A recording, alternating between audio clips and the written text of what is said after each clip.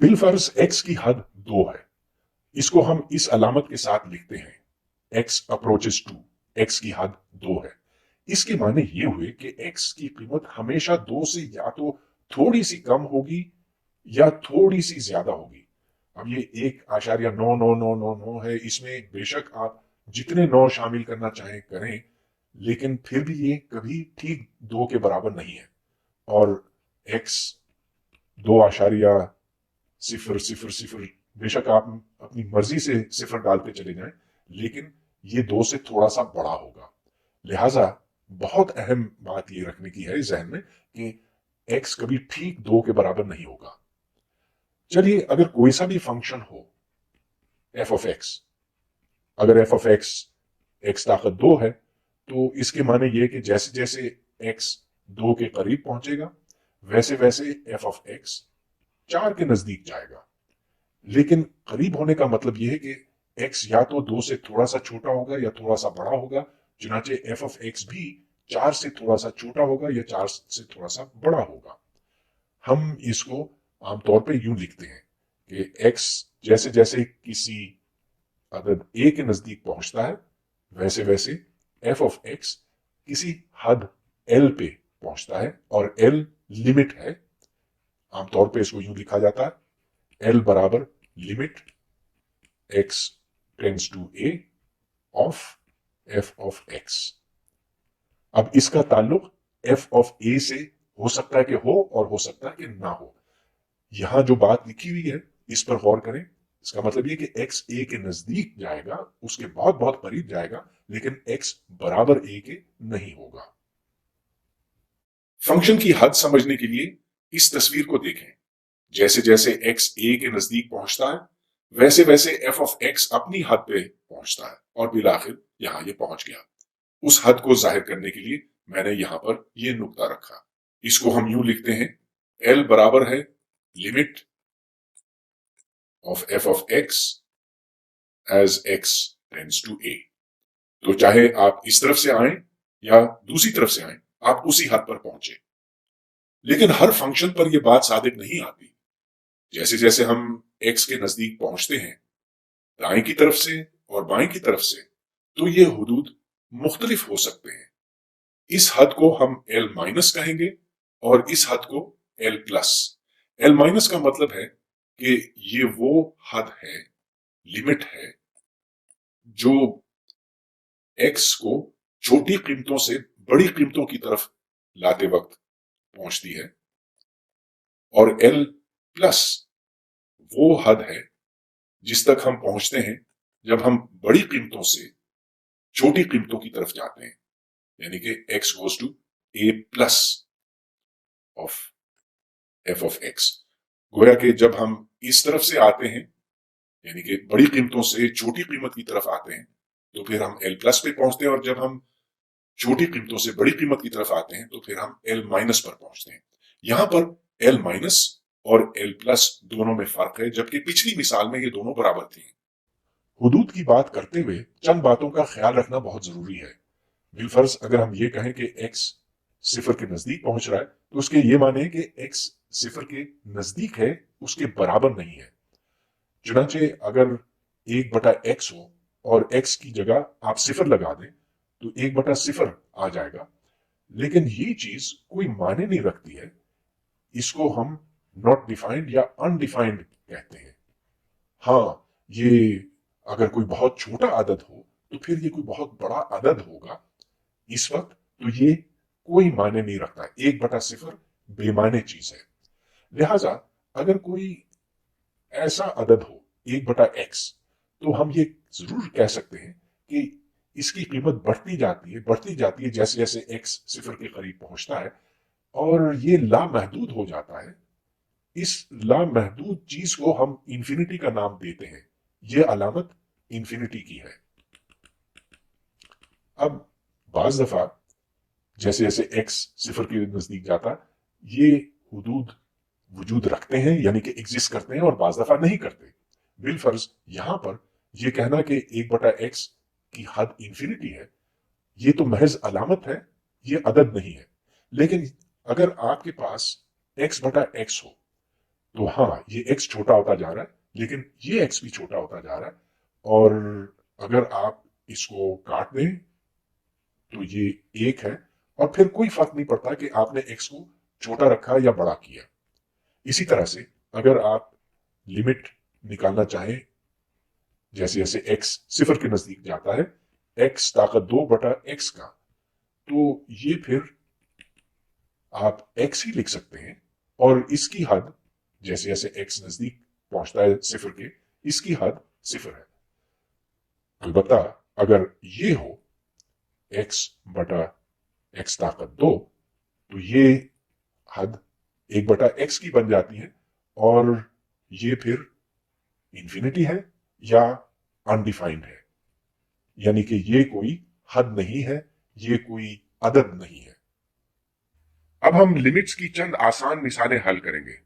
यहां तो कोई मसला है ही नहीं, इसलिए कि एक्स स्क्वायर्ड माइनस वन बटा एक्स स्क्वायर्ड प्लस वन, जैसे जैसे एक्स ए के करीब पहुंचता है तो ऊपर ये 1-1 यानी कि सिफर बन जाएगा, और नीचे 1-1, तो ये पूरा बना सिफर। ये बहुत ही आसान था। लेकिन अब देखिए कि इधर डेल्टा छोटा होता जाता है, 0 पर पहुंचता है, और जब ये ठीक 0 के बराबर हो जाएगा तो ऊपर स्क्वायर रूट एक्स मनफी स्क्वायर रूट एक्स, और नीचे सिफर की तरफ ये जाएगा। तो ये 0/0 है, जिसके कोई माने नहीं है, और ये एक गलत नतीजा है, बेमाने नतीजा है। दरअसल गलती हमने ये की कि हमने डेल्टा को ठीक सिफर के बराबर कर दिया था, जबकि ये एक छोटा अदद है, सिफर नहीं है। चुनांचे इसको नए सिरे से देखा जाए। इसको यूं लिखें, वैसे ही जैसे ऊपर लिखा हुआ है, और अब हम इसको 1 से जरब देंगे। लेकिन 1 को मैं इस शक्ल में लिखता हूं, x जमा 2 डेल्टा, और यहां पर जमा स्क्वायर रूट एक्स, और वही चीज नीचे लिखता हूं। अब आप सोच रहे होंगे कि मैं ऐसे क्यों कर रहा हूं। इसकी वजह बहुत जल्दी आपके सामने आ जाएगी। ये देखें कि जो क्वांटिटीज इस ब्रैकेट के अंदर हैं और जो इसके अंदर हैं, ये उसी शक्ल की है, a माइनस बी जरब a प्लस बी, यानी कि इसकी ताकत 2 लेनी और इसकी ताकत 2 लेनी है, और इसके नतीजे में हमारे सामने ये चीज आती है, x जमा 2 डेल्टा, जिसमें से आप x निकालेंगे और नीचे डेल्टा, और यहां पर वही चीज जो उधर लिखी हुई है। तो यहां पर मैंने सिर्फ 1 से जरब दिया और कुछ नहीं किया अब तक। लेकिन देखें, इसका फायदा ये हो गया कि x के साथ कट गया, ऊपर खाली 2 डेल्टा रह गया। और अब नीचे देखें तो x जमा 2 डेल्टा, अब डेल्टा बहुत बहुत छोटा है, और x के मुकाबले में हम डेल्टा को छोड़ सकते हैं, निगलेक्ट कर सकते हैं। चुनांचे जैसे जैसे डेल्टा 0 के नजदीक पहुंचता है तो ऊपर 2 डेल्टा रह जाता, नीचे डेल्टा, और यहां से इसको हमने छोड़ दिया, लिहाजा यहां पर सिर्फ 2 स्क्वायर रूट एक्स रहता। डेल्टा और डेल्टा को अब मैं काट सकता हूं, गो के डेल्टा बहुत छोटा है, लेकिन हमें यह पता है कि जिस चीज से हम जरब देते हैं, तकसीम देते हैं, अगर ऊपर और नीचे बराबर हो तो फिर ये आपस में कट जाते हैं। चुनांचे इसका नतीजा 1/√x है, और ये इस क्वांटिटी की लिमिट है, इसकी हद है, जैसे जैसे डेल्टा 0 की तरफ पहुंचता है। तो अहम बात यह थी कि इसको हमें थोड़ा सा सिंप्लीफाई करना पड़ा। अब देखिए, ये उससे मिलता जुलता एक सवाल है। यहां भी वही मसला है कि अगर हम डेल्टा को 0 कर दें, शुरू में 0 कर दें, तो इधर ये हो जाएगा सिफर, और नीचे भी क्योंकि डेल्टा सिफर है तो यहां भी ये होगा, तो ये चीज 0/0, और फिर से ये गलत चीज बनती है। और गलत इसलिए कि हमने डेल्टा को ठीक 0 के बराबर कर दिया था। लेकिन अब हमने इतना कुछ सीख लिया है ऊपर कि अब ये जाहिर है कि हमें वैसे ही चलना होगा। तो वही चीज मैं लिखता हूं, और यहां मैं फिर से 1 से जरब दूंगा, लेकिन इस शक्ल में। तो 1 plus square root of 1 minus delta square, और नीचे भी वही चीज। और अब इसका फायदा बिल्कुल वाजे है। ऊपर से मुझे 1 -1 माइनस डेल्टा स्क्वेड, और नीचे यहां पर वही चीज आएगी, और इस 2 डेल्टा स्क्वेड को मैं वैसे ही बाहर लिखूंगा। यहां 1 और 1 तो कट जाएंगे। यहां पर देखें कि डेल्टा चूंकि बहुत छोटा है तो 1 के मुकाबले में हम इसको छोड़ सकते हैं, और इधर फिर डेल्टा स्क्वेड ऊपर आएगा, नीचे 2 डेल्टा स्क्वेड, और यहां से भी 2 आएगा, यानी कि 4 डेल्टा स्क्वेड, और यहां इसका जवाब 1/4 है। तो लिमिट का ये सवाल हमने मुकम्मल हल कर दिया। अब हम साइन एक्स ओवर एक्स की हद निकालना चाहेंगे जैसे जैसे एक्स छोटा होता जाता। बहुत से स्टूडेंट्स ऐसी गलती करते हैं, वो इसको लिखते हैं साइन एक्स बटा एक्स, और फिर यहां एक्स काट दिया और यहां एक्स काट दिया, और कहते हैं कि ये साइन हो गया। मगर ये कोई माने नहीं रखता, बिल्कुल गलत बात है। इसलिए कि ऊपर तो कोई अदद है, नीचे भी अदद है, और ये साइन खाली कोई माने नहीं रखता। चुनांचे इसको अब हमें नए सिरे से देखना होगा। एक मुसल्लस यूं बनाए ऐसे, और यहां पर जाविया x है। अगर ये लंबाई p है, ये q है, तो ये आपको पता है कि p स्क्वेयर जमा q स्क्वेयर है। और साइन x के माने ये है कि p बटा square root of p square plus q square है, और कोसाइन x q बटा square root of p square plus q square होगा। बहरहाल वो अभी हमें नहीं चाहिए। अब असल में तो हम छोटे x के लिए साइन की कीमत निकालना चाह रहे हैं। देखा जाए तो अगर ये जाविया x हो और अगर ये q हो और ये q हो, तो हम जानते हैं कि ये लंबाई qx के बराबर होगी। हाँ, अब अगर आप यहां पर देखें, अगर x बहुत छोटा हो तो जाहिर है कि ये लंबाई और ये लंबाई बराबर होंगी, चुनांचे ये p तकरीबन qx के बराबर हो जाएगा। लिहाजा साइन x को फिर हम qx बटा square root q squared x squared जमा 1 के बराबर लिख सकते हैं, जमा q स्क्वेर्ड के बराबर लिख सकते हैं। और ये है क्योंकि q ऊपर भी है नीचे भी है, तो यहां पर q बटा x स्क्वेर्ड जमा 1 है। अब यहां पर x चूंकि छोटा होता जा रहा है, तो हम साइन को यहां से लगाएंगे x बटा x स्क्वेर्ड 1, और ये x 1/x को मैं दोबारा यहां पे लिख रहा हूं, तो ये x यहां आ गया, यहां x और x आपस में कट गए, और यहां देखें कि 1 के मुकाबले में आप x ताकत 2 को छोड़ सकते हैं, चुनांचे ये बन गया 1। तो limit sine x over x 1 हो जाएगा। अब चलिए हम एक दूसरे सवाल की तरफ आते हैं, और वो कोसाइन से मुतालिक है।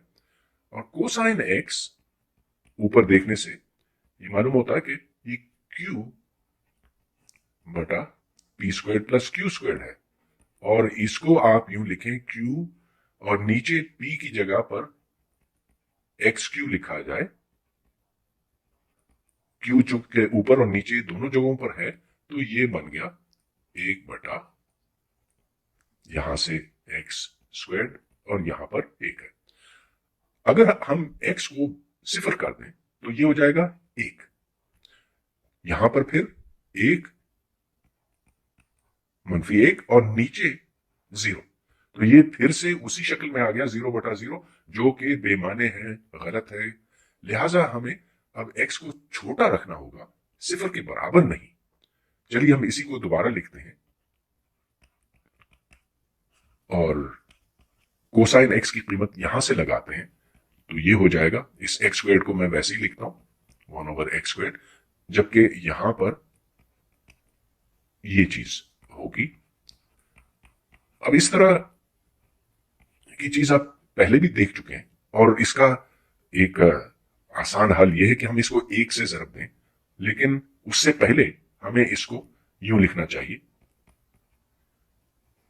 ये square root of x square plus 1 बना, और यहां पर -1, नीचे वही x स्क्वेयर प्लस 1। अब हम चाहेंगे कि इसको 1 से जरब दें, और जो तरीका आपने पहले देखा था वही मैं इस्तेमाल करूंगा, लेकिन सबसे पहले इसको मुकम्मल करना है। यहां पर मैं x स्क्वेयर प्लस 1, और बजाय -1 के इधर +1 लगाऊंगा, उसी तरह से यहां पर एक्स स्क्वायर प्लस वन से करूंगा तो ये फिर उसी शक्ल का हो गया। अब देखें कि यहां पर x square plus one minus one है, यहां पर square root of x square plus one है, चुनाचे यहां से हमें मिल जाएगा x square plus one minus one और नीचे यही एक्स स्क्वायर आएगा। तो यहां पर square root of x square plus one है, लेकिन एक्स चूंकि बहुत छोटा है लिहाजा मैं इसको छोड़ सकता हूं इसके मुकाबले में।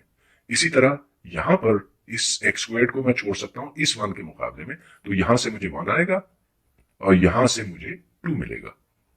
लिहाजा इधर मुझे ऊपर ये वन और माइनस वन आपस में कट गए, x square over two x square मिला जो कि हाफ के बराबर है। तो इसकी हद हाफ है और आपने देखा कि यहां हमने बिल्कुल वही तरीका इस्तेमाल किया था जो यहां इस्तेमाल हुआ।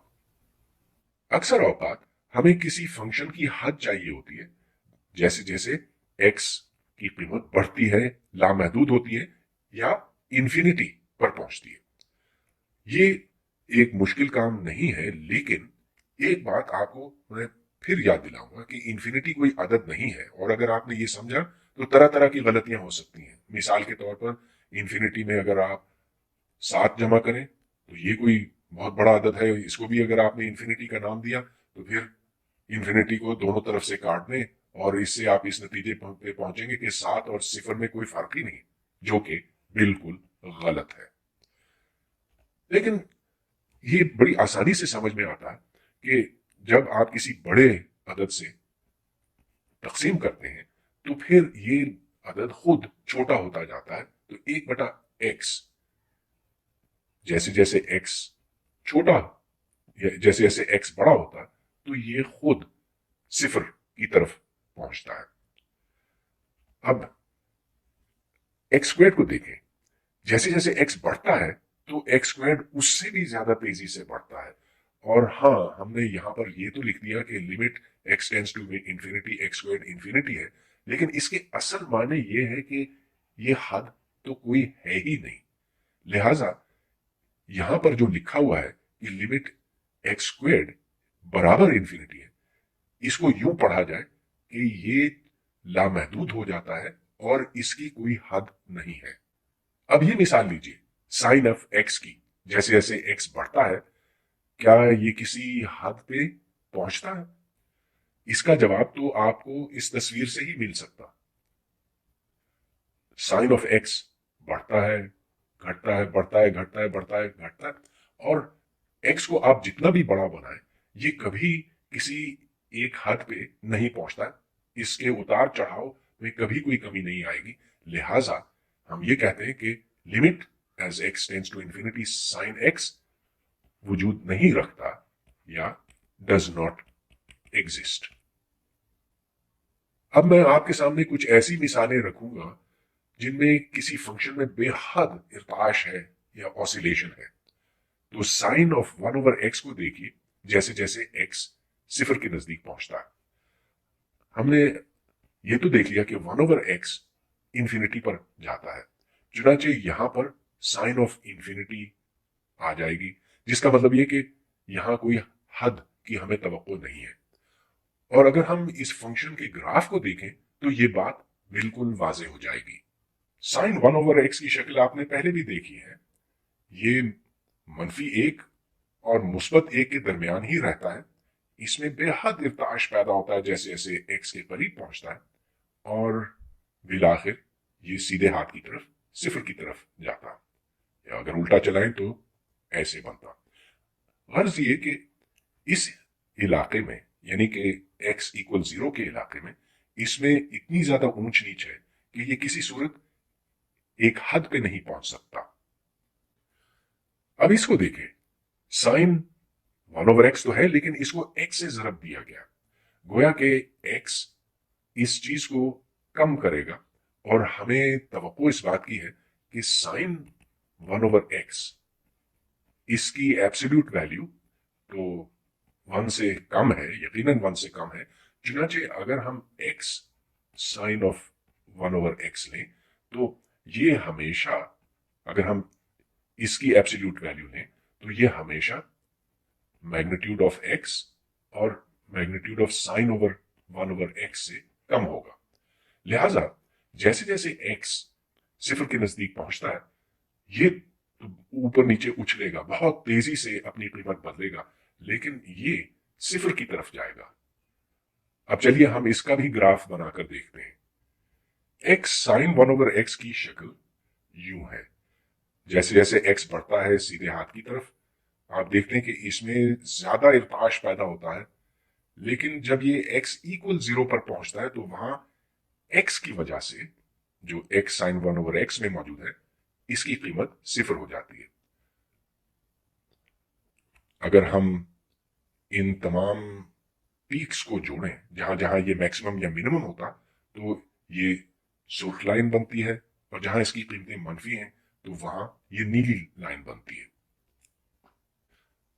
यहां पर sin/1/x को square root of magnitude of x से जब दिया गया, तो इसके माने ये हुए कि अगर हम इस पूरे को देखें, magnitude of square root of x sin/1/x, जाहिर है कि ये चीज चूंकि हमेशा 1 या 1 से कम होगी और ये एक मुस्बत नंबर है, लिहाजा इसकी कीमत मैग्नीट्यूड ऑफ x से कम होगी।